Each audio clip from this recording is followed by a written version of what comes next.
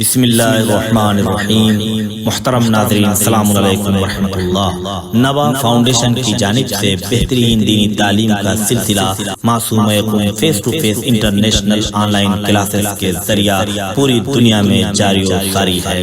الحمدللہ بچے بڑے مرد و خواتین سب کے الگ الگ لیولز اور الگ الگ کورسز ہیں۔ چلڈرن کلاسز میں ایکسپرٹ ٹیچرز کے ذریعے اردو، عربک، احکام، ترجمہ قرآن، دینیات، تجوید، قرات قرآن، حفظ، اخلاق، دعا اور خطابت سکھائی جاتی ہے۔ بڑے لوگوں کے لیے کلاسز میں تجوید قرآن، نہج البلاغہ، حسن تلاوت، ترجمہ و تفسیر قرآن، احکام، عقائد، خطابت، دعا اور تاریخ جیسے اہم موضوعات کی تعلیم دی جاتی ہے۔ سارے سرٹیفکیٹ المصطفیٰ انٹرنیشنل یونیورسٹی کی جانب سے دیے جاتے ہیں۔ رجسٹریشن کے لیے 15 اپریل سے 10 مئی 2021 تک ادارے سے رابطہ کر کے ایڈمیشن فارم حاصل کر لیں۔ انشاءاللہ ساری نیو کلاسز 15 مئی 2021 سے اسٹارٹ ہو رہی ہیں۔ اعوذ باللہ من الشیطان الرجیم، بسم اللہ الرحمن الرحیم۔ اللہم صلی علی محمد وآل محمد وعجل فرجہم۔ ناظرین کرام السلام علیکم ورحمۃ اللہ وبرکاتہ۔ اپنے اللہ کا فرمان پڑھا کرتے ہیں، نوکے نیزہ پہ بسط شان پڑھا کرتے ہیں۔ اپنے اللہ کا فرمان پڑھا کرتے ہیں، نوکے نیزہ پہ بسط شان پڑھا کرتے ہیں۔ اس پہ ہذیان کا الزام کے جن کے بچے قتل کے بعد بھی قرآن پڑھا کرتے ہیں، قتل کے بعد بھی قرآن پڑھا کرتے ہیں۔ ناظرین اکرام، جیسا کہ قرآن کے حوالے سے مسلسل گفتگو ہو رہی ہے، لہٰذا پچھلی گفتگو آپ کے ذہن عالیہ میں محفوظ ہوگی، اور آپ سب کا سب سے پہلے ہم خیر مقدم کرتے ہیں Hawza Masooma face to face online classes کی جانب سے منعقد کیے گئے نبا انٹرنیشنل کوئز کمپٹیشن میں آپ سب کا بہت بہت استقبال کرتے ہیں، اور انشاءاللہ آپ سب خوش ہوں گے۔ پروردگار آپ سب کو سلامت رکھے، اور سب سے پہلے دعا یہ کرتے ہیں کہ پروردگار اس بیماری کو، جس سے آج پوری کائنات پریشان ہے، پوری انسانیت پریشان ہے، اللہ اس بیماری کو جلد سے جلد بیمار کربلا کے صدقے میں اس کائنات سے دور کر دے، اسے ختم کر دے۔ آئیے ناظرین، اب ہم بڑھتے ہیں کچھ سوالات لے کے، اور آج پھر ہمارے ساتھ اسٹوڈیو میں موجود ہیں سوال کے جواب دینے کے لیے حجت الاسلام عالی جناب مولانا سید وقار حیدر صاحب قبلہ السلام علیکم۔ علیکم السلام ورحمۃ اللہ وبرکاتہ۔ جیسا کہ پچھلی گفتگو میں آپ نے سورہ الحمد کی تفسیر اور فضیلت اور بسم اللہ کے بارے میں بیان کیا تھا، لہٰذا ناظرین کل کی جو سورہ تھی، سورہ حمد تھی، جسے ہم سورہ فاتحہ بھی کہتے ہیں، اور آج انشاءاللہ جو گفتگو ہوگی وہ سورہ کوثر پہ ہوگی۔ لہٰذا سب سے پہلا میرا سوال آج کا یہ ہے کہ سورہ کوثر کی شان نزول بیان فرمائیں کہ سورہ کب نازل ہوا اور اس کا شان نزول کیا ہے۔ اعوذ باللہ من الشیطان الرجیم، بسم اللہ الرحمن الرحیم، وبہ نستعین وهو خیر المعین، وصلی اللہ علی محمد واہل بیتہ الطاہرین ولعنۃ اللہ علی اعدائہم اجمعین۔ محترم ناظرین السلام علیکم ورحمۃ اللہ وبرکاتہ۔ امید ہے کہ انشاءاللہ خیر و عافیت سے ہوں گے، اور خداوند عالم آپ سب کو ہمیشہ اپنے حفظ و امان میں رکھے، ہر طرح کی بلا مصیبت بیماری سے دور رکھے۔ اور جیسا کہ کچھ ہمارے اسٹوڈنٹس ایسے ہیں جو بیمار ہیں بھی اس وقت، یا ان کے گھر میں کوئی بیمار ہے، پروردگار عالم سے دعا ہے کہ اللہ چہاردہ معصومین علیہ السلام کے صدقے میں تمام بیماروں کو شفائے کامل و عاجل عنایت فرمائے۔ جو سوال کیا ہے سورہ کوثر کے بارے میں، دیکھیے جو ہم لوگ کی کوشش ہے وہ یہ ہے کہ جو بھی کلاس ہو وہ آپ کے لیے فائدہ مند ہو۔ ویسے تو دین کا ہر کلاس فائدہ مند ہے، لیکن چونکہ وقت اتنا ہے کہ ہر طرح کی اور ہر چیز انسان حاصل نہیں کر سکتا۔ تفسیر خود ایک بہت بڑا میدان، میں نے کل عرض کیا تھا کہ الف کے بارے میں کیا مولا نے فرمایا ہے، بے کے بارے میں سب کو پتہ ہی ہے کہ مولا نے کیا کہا۔ تو تفسیر ایک بہت بڑا سمندر ہے، تو وہ پورے سمندر کی تہہ تک کوئی جا ہی نہیں سکتا، اور جو تفسیر کی کتابیں بھی ہیں پورا پڑھنے کا موقع بھی لوگوں کے پاس نہیں ہے۔ لیکن ہم لوگوں نے سوچا کہ جو تفسیر یعنی جو سورہ قرآن کریم میں لوگ تلاوت کر رہے ہیں، کم سے کم اس کے بارے میں مختصر معلومات ہو جائے۔ تو سورہ کوثر سبھی لوگ پڑھتے ہیں، لیکن کچھ باتیں اس کی معلوم ہونا بہت ضروری ہیں. مثلا یہ کہ شان نزول کے بارے میں آپ نے جو سوال کیا کہ یہ یعنی کیوں نازل کا بیک گراؤنڈ کیا رہا اور کیا وجہ تھی، تو پہلے تو ہم مختصر سا جواب جو ہے وہ اپنے ناظرین کی خدمت میں پیش کر دیں تاکہ یہ اپنے آنسر بھی نوٹ کر لیں، جواب کو نوٹ کر لیں. کہ آس ابن وائل، عین الف فاد، آس ابن وائل نام تھا ایک جو کفار قریش میں سے ایک سردار تھا کفار کا. تو آس ابن وائل نے نبی کریم کو طعنہ ابتر دیا تھا، یعنی بے اولاد ہونے کا طعنہ دیا تھا، جس کے جواب میں اللہ نے سورہ کوثر کو نازل کیا ہے. تو یہ مختصر جواب ہوگا کہ شان نزول کیا ہے سورہ کوثر کی. آس ابن وائل نے جو نبی کریم کو طعنہ ابتر دیا، بے اولاد ہونے کا طعنہ دیا، اللہ نے اپنے نبی کے دل کی تسلی کے لیے سورہ کوثر کو نازل فرمایا. تو یہ ہو گیا اس کا مختصر جواب. اب ہوا کیا تھا تھوڑی سی میں وضاحت کر دوں کہ کس طرح سے کیا ہوا. نبی کریم صلی اللہ علیہ وآلہ وسلم مسجد میں جا رہے تھے اور جو کفار قریش ہیں وہ ان لوگوں کے سردار اور بزرگ لوگ جو تھے، کو قریش کے بہت سے افراد موجود تھے وہاں پر. تو قریش کے بھی افراد موجود تھے، اس میں اور بھی لوگ تھے. تو اس میں کسی نے آس ابن وائل نے نبی کرم سے کچھ بات کیا. تو جب وہ اس مجمع پر پہنچا جہاں وہ لوگ بزرگ لوگ تھے، تو انہوں نے پوچھا کہ کس سے بات کر رہے تھے. تو اس نے کہا کہ میں اس ابتر سے بات کر رہا تھا، نعوذ باللہ، اس مقطوع نسل سے بات کر رہا تھا، اس بے اولاد شخص سے بات کر رہا تھا.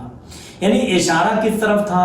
اشارہ اس طرف تھا کہ سب لوگ خوش رہو، چونکہ یہ چلے جائیں گے. یہ جو پورے عرب میں آگے ایک ہنگامہ کھڑا کر دیا ہے اور نعوذ باللہ مثلا ایک دین کی تبلیغ کر رہے ہیں، جلدی یہ سارا نشہ یہ امت کے سر سے اترنے والا ہے، چونکہ کوئی سنبھالنے والا ہے نہیں. تو جب اب آپ دیکھیں کہ جب ان سرداروں کے درمیان نبی کریم کی توہین کی گئی، اور یہ توہین کس طرح کی توہین تھی کہ جو ابتر کا لفظ ہے یہ استعمال ہوتا ہے جانور کے لیے. جانور کون سا جانور؟ جس کی دم کٹی ہوئی ہو، جس کی پونچھ کٹی ہوئی ہو. تو اس سے عرب میں اس کو کسی کو طعنہ دینے کے لیے استعمال کرتے تھے، نعوذ باللہ، کہ جو جانوروں کا نام تھا. اور عرب بہت برا طعنہ بنائے ہوئے تھے. یعنی دم، جس کی دم کٹی ہوئی کا مطلب کیا ہے؟ یہاں پر کیا محاورہ ہے کہ جس کے پیچھے کوئی نہیں ہے، جس کے پیچھے کوئی موجود نہیں ہے، تو اس کو عرب میں ابتر کہا جاتا تھا. تو جب یہ طعنہ دیا تو نبی کے دل کو تکلیف ہوئی، چونکہ دل ہے اور نبی کریم بھی کیا ہے؟ انا بشر مثلکم، میں نبی ہوں، وحی الہی نبی کے اوپر آتی ہے، لیکن اس کے بعد بھی میں کیا ہوں؟ انا بشر مثلکم، میں تمہارے جیسا بشر ہوں. اگر کانٹے میرے راستے میں بچھاؤ گے مجھے تکلیف ہوگی، اگر میرے اوپر اوجڑیاں پھینکو گے، کوڑے کرکٹ پھینکو گے، تو میرا جسم ہے، مجھے بھی اذیت اور تکلیف ہوتی ہے. تو دل بھی نبی کریم کے پاس ہے.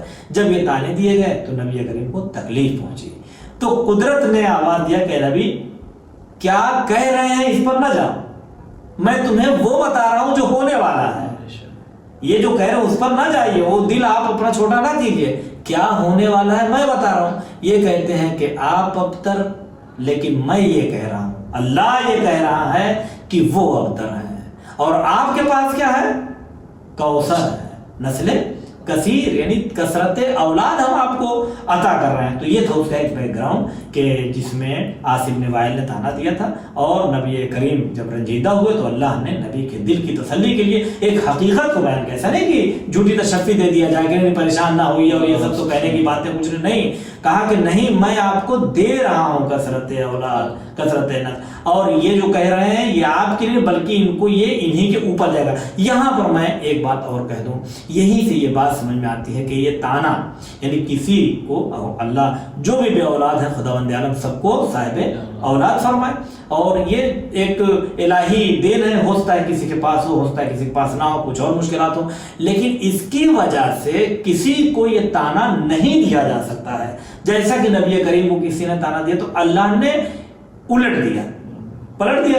اب یہ دیکھیے کہ اس ٹائم پر تو ان کے پاس نہ جانے کتنی اولادیں رہی ہوں گی، کتنی رہی ہوں گی. تو کبھی کوئی یہ نہ سوچے کہ کیا ہے اور کیا نہیں ہے، کیا ہو سکتا ہے، اس پر توجہ ہونی چاہیے. لہذا قرآن نے اس کا سخت مقابلہ کیا ہے اس جگہ پر. جی جزاک اللہ۔ تو ناظرین جیسا کہ آپ نے سنا ابھی سماعت کیا سورہ کوثر کا پس منظر، لہٰذا ہم بڑھتے ہیں اپنے دوسرے سوال کی طرف، اور آج کا ہمارا دوسرا سوال یہ ہے کہ سورہ کوثر کی اہمیت اور فضیلت بیان کریں کہ اس کی فضیلت کیا ہے، چونکہ یہ ایک چھوٹا سورہ ہے۔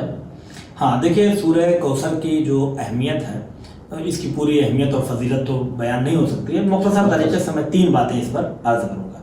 پہلی چیز یہ ہے کہ 2 چیزیں میں تلاوت کے بارے میں عرض کروں گا کہ امام جعفر صادق علیہ السلام سے یہ حدیث نقل ہے، اور یہ ابو بصیر نے نقل کیا ہے، ثواب الاعمال صفحہ نمبر 126 پر یہ حدیث تحریر ہے، جس میں امام فرماتے ہیں کہ جو بھی نماز پنجگانہ میں اس سورہ کی تلاوت کرے گا، خداوند عالم اسے کوثر کے پانی سے سیراب کرے گا، کوثر میں وہ آب کوثر پیے گا، انشاءاللہ تعالیٰ خدا اسے کوثر عطا کرے گا قیامت کے دن۔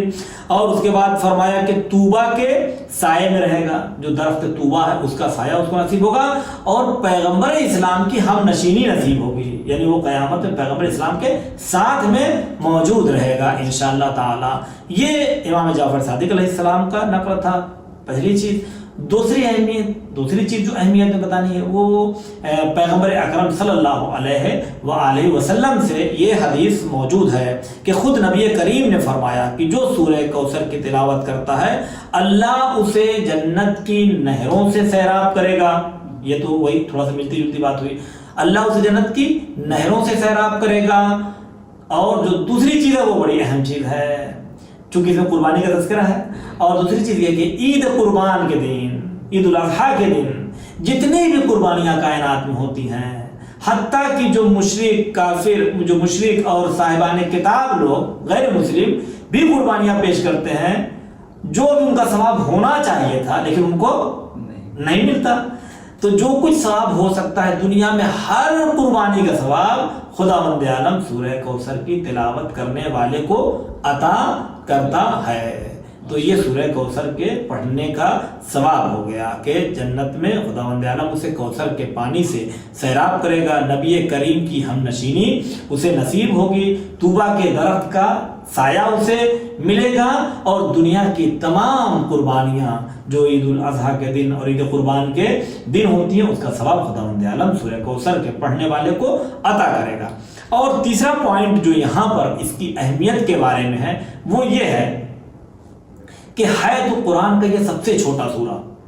نبی کریم نے خانہ کعبہ میں دیکھا 7 بڑے بڑے قصیدے لٹکے ہوئے تھے، اور اس ٹائم جو شعراء تھے وہ ویسے شاید عرب میں ابھی تک کبھی پھر پیدا نہیں ہو سکے، بلکہ اور دھیرے دھیرے کمتر ہوتے چلے جا رہے ہیں۔ تو اس ٹائم کے سپر اسٹار شعراء تھے، جو سب سے بڑے 7 شاعروں کے قصیدے لٹکے ہوئے تھے خانہ کعبہ میں، کوئی ان کا جواب نہیں لا سکتا تھا، ورنہ کیا کرتے کہ وہ وہاں پر ان کا قصیدہ لگ جاتا تھا۔ اس معیار کا کسی کے پاس کوئی بڑا قصیدہ نہیں تھا، بڑے بڑے قصیدے آویزہ تھے۔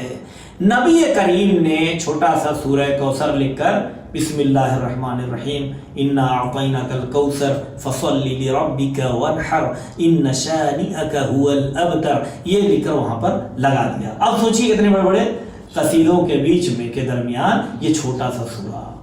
اب جو استاد الشعراء تھے، جو بڑے بڑے شاعر تھے، جو شعراء سب میں بڑا شاعر تھا، یہ لوگ وہاں پہ پہنچے ہیں اور دیکھا، تو اب وہ جب ملا رہے ہیں تو عرب میں جو شعر ہوتے تھے سمجھ میں نہیں آ رہا تھا کہ یہ جیسے نہ تو بالکل مصری کی طرح سے ہے، نہ ایک دم نظم میں ہے، نہ بالکل نثر میں ہے، اس کے جو معنی و مفاہیم کو اب دیکھیں ہم لوگ تو جو ہمیں بتایا جاتا ہے وہی ہم سمجھ پاتے ہیں، لیکن لفظوں کی نزاکت کیا ہے، ترکیبات کا استعمال کیا ہے، وہ جملے میں فصاحت اور بلاغت کا کتنا خیال رکھا گیا، یہ سب ہمیں نہیں پتا ہے۔ تو جنہیں پتا ہے وہ سمجھ رہے تھے کہ اس میں کیا ہے، تو انہوں نے قلم لیا اور اسی سورہ کے نیچے لکھ دیا، قافیے سے قافیہ ملانے کی کوشش کیا، یعنی وہ بھی یہ نہیں کہ ہم جواب لا رہے ہیں، اپنی ناتوانی کا اظہار کر دیا۔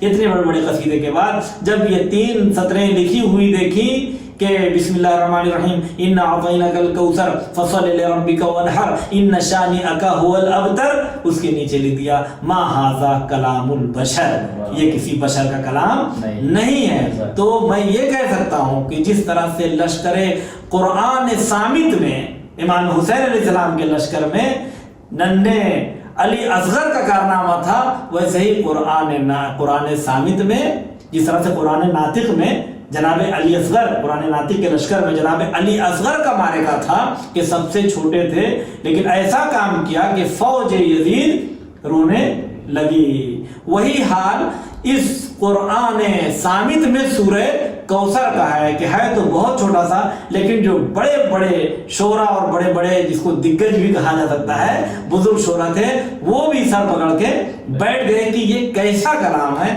اور یہ اپنی ناتوانی کا اظہار کر دیا کہ ما ھذا کلام البشر، یہ بشر کا کلام نہیں ہے۔ تو یہ تھوڑی سی میں نے اہمیت، قطرہ بھی نہیں ہے یہ سمندر کے سامنے مختصر۔ بے شک، جزاک اللہ، بہت عمدہ جواب قبلہ نے دیا۔ لہٰذا اب ہم سفر کو آگے بڑھاتے ہیں، اور ہمارا تیسرا سوال یہ ہے کہ سورہ کوثر کے آسان لفظوں میں ترجمہ بیان کرنا۔ ہاں، سورہ کوثر کا ترجمہ بہت ہی آسان، جو علامہ ذیشان حیدر جوادی مرحوم نے اور باقی لوگوں نے کیا ہے، مختصر طریقے سے صاف ستھرا سا ترجمہ یہی ہے کہ بسم اللہ الرحمن الرحیم۔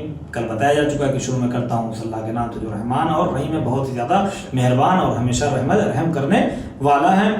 انا اعطیناک الکوثر، بے شک میں نے، اے میرے، یعنی پہلے میں ترجمہ کروں تو بے شک ہم نے آپ کو کوثر عطا کیا ہے۔ ہم نے یعنی خدا نے آپ کو، یعنی رسول کو، کہ اے رسول ہم نے آپ کو کوثر عطا کیا ہے، بے شک ہم نے آپ کو کوثر عطا کیا۔ فصلی لربک وانحر، لہذا یعنی جب ہم نے آپ کو یہ عطا کیا تو اب کیا کریں، لہذا اپنے پروردگار کی آپ نماز پڑھیں اور قربانی دیں، اللہ کی بارگاہ میں نماز پڑھیں اور قربانی دیں۔ پھر ان شانئک هو الابتر، ان شانئک هو الابتر، بے شک شانئک آپ کے دشمن کیا ہیں، هو الابتر، وہی ابتر ہیں، یعنی بے اولاد ہیں، مقطوع نسل ہیں، آپ نہیں ہیں، یعنی اس کا مفہوم یہ نکلتا ہے۔ تو یہ مختصر سا ترجمہ ہو گیا سورہ کوثر کا۔ جزاک اللہ۔ تو ناظرین، ہم بڑھتے ہیں اپنے چوتھے سوال کی طرف، اور قبلہ سے آج کا ہمارا چوتھا سوال یہ ہے کہ کوثر سے کیا مراد ہے، اس کی وضاحت فرمائیں۔ کچھ لوگ کہتے ہیں نہر ہے، کچھ لوگ کہتے ہیں، کچھ ترجمہ کرتے ہیں۔ دیکھیے، چونکہ جیسے کہ اگر اس بارے میں کتب تفسیر میں جائیں گے تو مثلا جیسے فخر رازی ہیں، اگر اہل سنت کے علماء میں چلے جائیں تو 15 احتمال انہوں نے بھی اس کا دیا ہے۔ ہمارے یہاں بھی جو روایات ہیں اس میں بہت سے احتمالات ہیں، لیکن جو سیاق و سباق ہے سورہ سے بات سمجھ میں آ رہی ہے، میں اس کا جواب ایک پہلے مختصر جواب دے دوں تاکہ ہمارے جو اسٹوڈنٹس ہیں وہ آسانی کے ساتھ اس سوال کا جواب سمجھ سکیں اور تحریر کر لیں۔ وہ یہ ہے کہ علماء شیعہ کے نزدیک، شیعہ علماء کے نزدیک کوثر کا واضح مصداق، یعنی کوثر سے جو اہم چیز مراد لی گئی ہے، واضح مصداق، وہ کیا ہے، جناب فاطمہ زہرا سلام اللہ علیہا کی ذات ہے، جناب سیدہ کی ذات ہے۔ کوثر سے مراد جو واضح ترین مصداق اس کا نظر آتا ہے۔ تو یہ ہو گیا مختصر جواب، جو بہت ہی معتبر بھی ہے اور بہتر بھی ہے، کہ کچھ وجوہات ہیں جس کو میں انشاءاللہ بیان کروں گا۔ اب رہی بات کہ اس کے علاوہ، اچھا یہ جناب سیدہ کیوں، یعنی یہاں پہ کس طرح سے جناب سیدہ مراد ہے کہ یہاں پہ تانا دیا جا رہا اب تک جناب فاطمہ، کیا اس لیے کہ جناب فاطمہ زہرا ہی نبی کی کثرت نسل اور کثرت اولاد کی پہلی کڑی ہیں، پھر انہی سے سلسلہ آگے بڑھے گا، کہ جو سلسلہ نسل رسالت بھی کہا جا سکتا ہے، اور سلسلہ پیغام رسالت اور حفظ رسالت اور مقصد رسالت، سب کچھ وہیں سے آگے بڑھنے والا ہے۔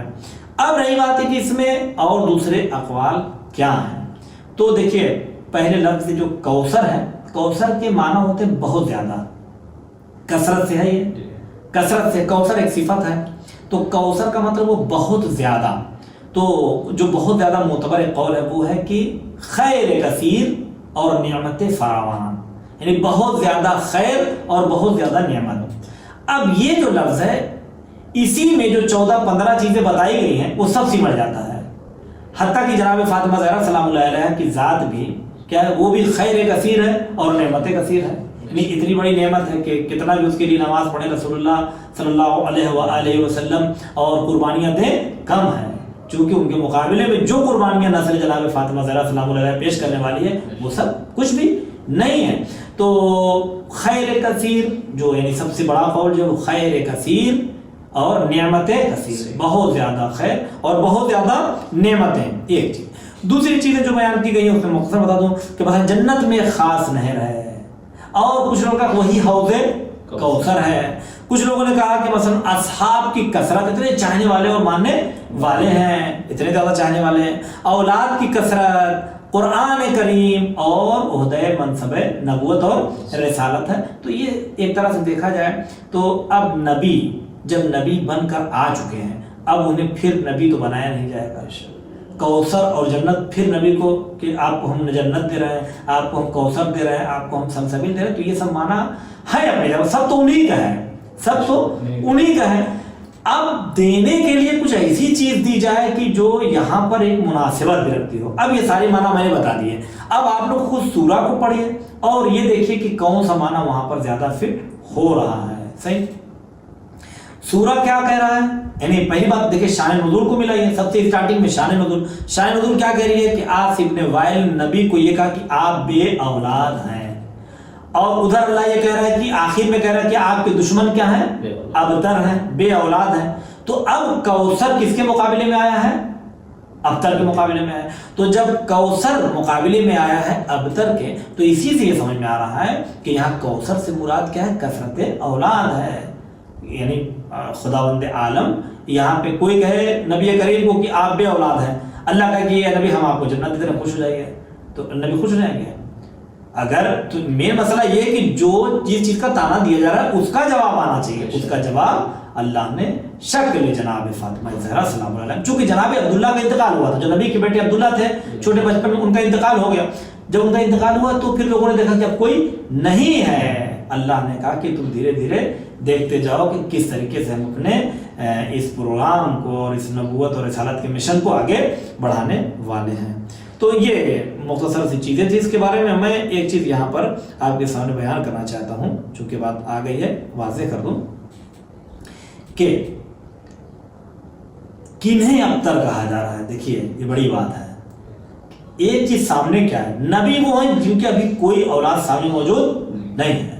جو لوگ ابتر کہہ رہے ہیں وہ صرف آصف ابن وائل کی بات نہیں ہے. قریش بھی دھیرے دھیرے کہنے لگے تھے نبی کو. ایسا نہیں ہے کہ صرف آصف، اس نے تو پہل کیا تھا، اس نے یہ لفظ ایجاد کیا، بڑا کیا، اس کو سب کے سامنے جو ہے وہ اس نے نمایاں کیا، اور ایک ایسی جگہ پہ کہا کہ جہاں پہ نبی کے دل کو بہت زیادہ زخم پہنچا اور چوٹ پہنچی.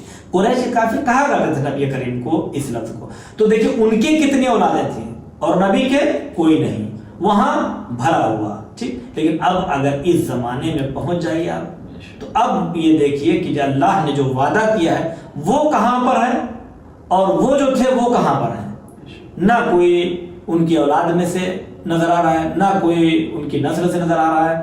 اور آج جو سادات حضرت فاطمہ زہرا سلام اللہ علیہ کے فرزندان جو اس کائنات میں موجود ہیں وہ دنیا میں نظر آ رہے ہیں. اب یہاں پر ایک بات آ گئی ہے. علامہ دستغیب صاحب نے اپنی کتاب میں لکھا ہے کہ اللہ نے کچھ نسلوں میں انہیں ایسا کیوں دیکھے وہاں کوئی نہیں اور یہاں کتنے زیادہ برکت موجود ہے. کچھ نسلوں میں اللہ نے برکت رکھی ہے اور کچھ میں برکت چھین لیا ہے. یہ تو اللہ کی قدرت ہے، کسی میں برکت ہے کسی میں برکت نہیں ہے. انہوں نے مثال دیا جانوروں میں، جیسے مثلا بکری ہے، بھیڑ بکریاں ہیں، اللہ نے اس کی نسل میں برکت دیا ہے. لیکن اسی کے مقابلے میں جو نجس العین جانور ہے جسے کلب کہا جاتا ہے، کتا، تو اس کی نسل میں اللہ نے برکت نہیں دیا ہے. جبکہ ہوتا کیا ہے، یعنی جو انہوں نے لکھا ہے اور عام طور پر ہوگا بھی ہی کہ جو بھیڑ بکریاں ہوتی ہیں ان کے بچے کم ہوتے ہیں، لیکن جو نجس العین جانور ہے اس کے بچے زیادہ ہوتے ہیں. سسٹم دنیا کا کیا ہے کہ ساری دنیا میں جنہیں کاٹا جاتا ہے وہ بھیڑ بکریاں زیادہ ہیں، اور نجس العین نہ کے برابر ہے. کہیں پر شوق میں لوگ کاٹ لیتے ہیں وہ ایک الگ بات ہے، جو اس مزاج کے ہوں گے وہ کرتے ہوں گے، لیکن وہ ایک الگ بات ہے. لیکن عام طور پر جو ایک سسٹم ہے ہر جگہ پہ جو ہو رہا ہے، ذیب ہو رہا ہے، ہر دکان پہ آپ کو لٹکے مل رہے ہیں، وہ یہ بھیڑ اور بکریاں مل رہی ہیں. اس کے باوجود بھی دنیا میں اگر دیکھا جائے تو جو ریوڑ نظر آتا ہے، جو بھیڑ نظر آتی ہے، جو گلے نظر آتے ہیں، وہ بھیڑ اور بکریوں کے ہی نظر آتے ہیں. اور نجس العین کہیں 3 4 6 8 کہیں اگر مل گئے تو مل گئے. کیوں؟ انہوں نے کہا اس لیے کہ اللہ نے اس کی نسل میں برکت رکھی ہے, اس کی نسل میں, اس نجس کی نسل میں برکت نہیں رکھی ہے. یہی مثال انہوں نے اٹھا کے پیش کیا کہ میدان کربلا میں جب جنگ ہوئی ہے تو اس وقت بنی امیہ کے 4000 بچے سونے کے پالنے میں پل رہے تھے. بنی امیہ کے کتنے ہیں؟ 4000 بچے, جو امام حسین علیہ السلام کے مقابلے میں جو بنی امیہ کے لوگ ہیں ان کے 4000 بچے سونے کے پالنے میں پل رہے تھے. تو بتائیے 4000 بچے سونے کے جب پالنے میں پل رہے تھے تو چاندی پہ کتنے رہے ہوں گے, پیتل پہ کتنے ہوں گے, اور پھر لکڑی پر کتنے ہوں گے, اللہ جانے. اور جو زمین اور بوریے والے ہیں ان کی تو بات ہی چھوڑ دیجیے, ان کی تو گنتی ہی نہیں ہے, وہ تو کتنے رہے ہوں گے اللہ جانے. تو 4000 اور وہ سب جتنے ہیں وہ دیکھیں. ادھر امام حسین علیہ السلام کی کتنی اولاد ہے کربلا میں, یعنی چوتھے امام علیہ السلام ہیں, اور ان کے بعد ان کے بیٹے امام محمد باقی علیہ السلام, اور جو بیٹیاں ہوں گی 2-4 مثلا جو بھی ہے امام. لیکن گینے چنے لوگ, گینے چنے, یعنی فرزندان میں اگر جائیں تو چوتھے امام ہیں اور اس کے بعد 5ویں امام ہیں, یہ ہے. لیکن آج 1400 سال گزر گیا. وہ جو 4000 کے سونے کے پالنے والے تھے, چاندی کے پالنے والے, اور جو اس جھولے کے اور جھولے کے, اس کو ہوا جھلاتی ہوئی لے کر چلے گئے. کیوں؟ اس لیے کہ ان کا سلسلہ جا کر ملتا تھا نسل ابتر سے, اس لیے 4000 اور 40000 ہونے کے بعد بھی دنیا سے مٹ گئے. چونکہ اللہ کا وعدہ تھا کہ تمہاری نسل منقطع ہونے والی ہے, دشمن رسول تمہاری نسل چلنے والی نہیں ہے. اور یہاں پر 1 2 اور 3 4 ہونے کے باوجود بھی اللہ نے ساری کائنات میں اس نسل کو پھیلا دیا. کیوں؟ اس لیے کہ اس کا سلسلہ جا کر ملتا تھا نسل کوثر سے, جس کا وعدہ یہ تھا کہ ہم کائنات میں نسل کثیر عطا کرتے ہیں آپ کو. تو وہاں سمندر تھا ایسا سوکھا کہ قطرہ بھی نہ بچا, یہاں قطرہ تھا ایسا پھیلا کہ سمندر کی تھا نہیں ملتی کہ کتنے نسلیں جناب فاطمہ زہرا سلام اللہ علیہا سے اس کائنات میں موجود ہیں. جزاک اللہ, بہت عمدہ جواب قبلہ نے پھر دیا.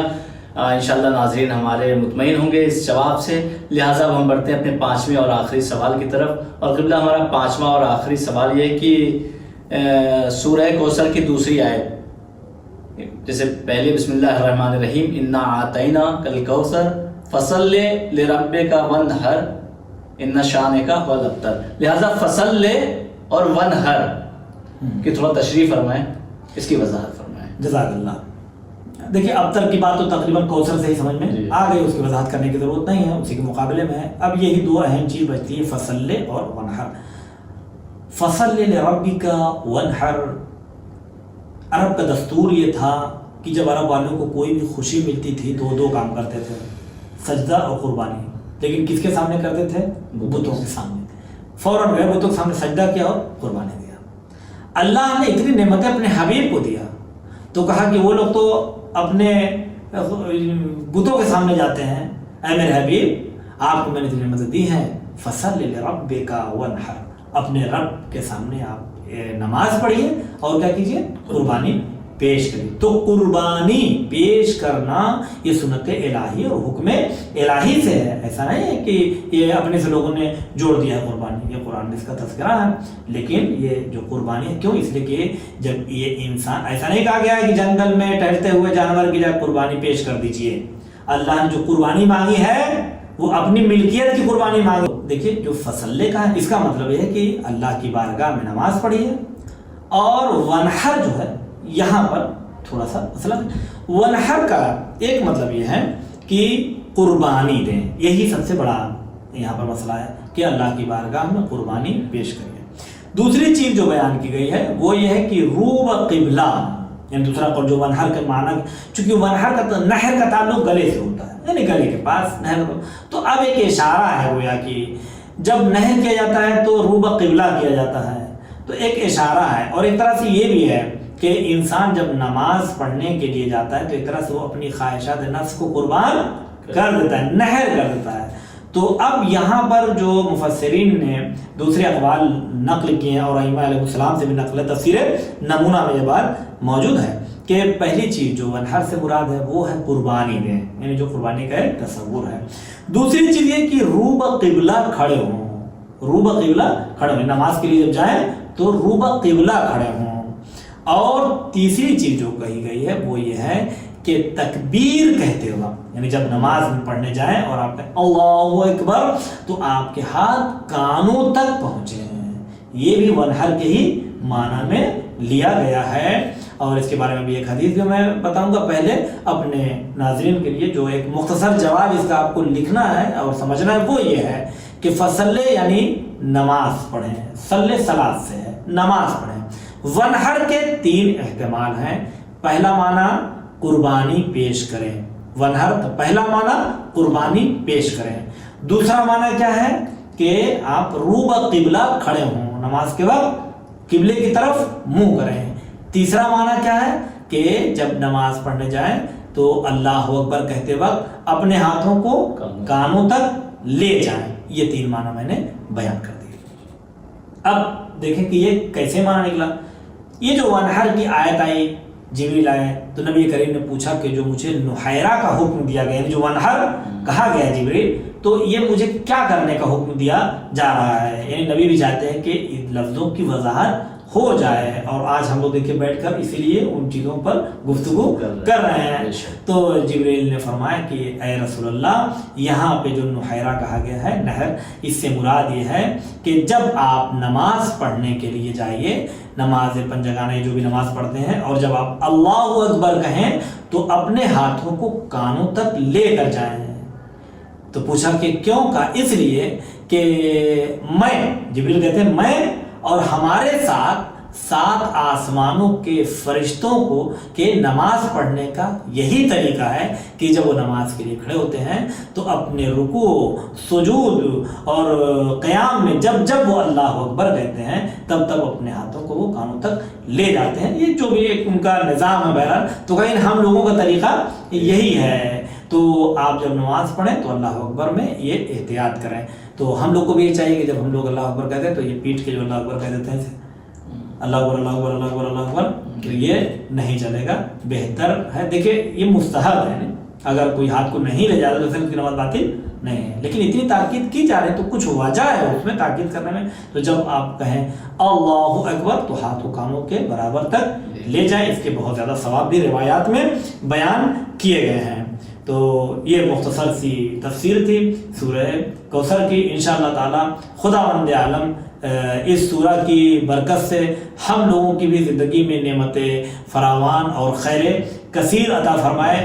سب سے بڑی نعمت دنیا میں صرف کھانا پینا، اٹھنا بیٹھنا، گھر مکان گاڑی گھوڑا یہ نہیں ہے، سب سے بڑی نعمت ایمان اور عمل کی ہے۔ جسے یہ نعمت مل گئی تو یہاں کے گھوڑے اور گاڑی کتنے بھی ساتھ دینے والے ہیں، لیکن وہاں کا گھوڑا اور گاڑی چاہیے جہاں ہمیشہ رہنا ہے۔ خداوند عالم ہم سب کے تمام گناہان صغیرہ اور کبیرہ کو معاف فرمائے، اور ماہ مبارک رمضان میں جو ٹوٹی پھوٹی ہماری عبادتیں ہیں اللہ اسے قبول فرمائے، نیک کاموں کی توفیق دے، اور جن لوگوں نے التماس سے دعا کے لیے کہا ہے ان کی بھی، اور خداوند عالم تمام مومنات کی تمام حاجتوں کو پوری فرمائے، اور چہاردہ معصومین علیہ السلام کے صدقے میں ہر بیمار کو شفاء کامل و عاجل عنایت فرمائے، آمین یا رب العالمین۔ خدا حافظ، فی امان اللہ۔ جزاک اللہ۔ قرآن تیرا سورہ کوثر بھی زد میں تھا، زینب نکال لائی ہے جلتے خیام سے۔ ناظرین آج کا ہمارا وقت یہیں پہ تمام ہوتا ہے، انشاءاللہ کل پھر اسی وقت ملاقات ہوگی۔ تب تک کے لیے اپنا خیال رکھیے، ہمیں اجازت دیجیے، خدا حافظ، والسلام علیکم ورحمۃ اللہ وبرکاتہ۔ بسم اللہ الرحمن الرحیم۔ محترم ناظرین السلام علیکم ورحمۃ اللہ۔ نبا فاؤنڈیشن کی جانب سے بہترین دینی تعلیم کا سلسلہ Masooma face to face international online classes کے ذریعہ پوری دنیا میں جاری و ساری ہے۔ الحمدللہ بچے بڑے مرد و خواتین سب کے الگ الگ لیولز اور الگ الگ کورسز ہیں۔ چلڈرن کلاسز میں ایکسپرٹ ٹیچرز کے ذریعے اردو، عربک، احکام، ترجمہ قرآن، دینیات، تجوید، قرات قرآن، حفظ، اخلاق، دعا اور خطابت سکھائی جاتی ہے۔ بڑے لوگوں کے لیے کلاسز میں تجوید قرآن، نہج البلاغہ، حسن تلاوت، ترجمہ و تفسیر قرآن، احکام، عقائد، خطابت، دعا اور تاریخ جیسے اہم موضوعات کی تعلیم دی جاتی ہے۔ سارے سرٹیفکیٹ المصطفیٰ انٹرنیشنل یونیورسٹی کی جانب سے دیے جاتے ہیں۔ رجسٹریشن کے لیے 15 اپریل سے 10 مئی 2021 تک ادارے سے رابطہ کر کے ایڈمیشن فارم حاصل کر لیں۔ انشاءاللہ ساری نیو کلاسز 15 مئی 2021 سے اسٹارٹ ہو رہی ہیں۔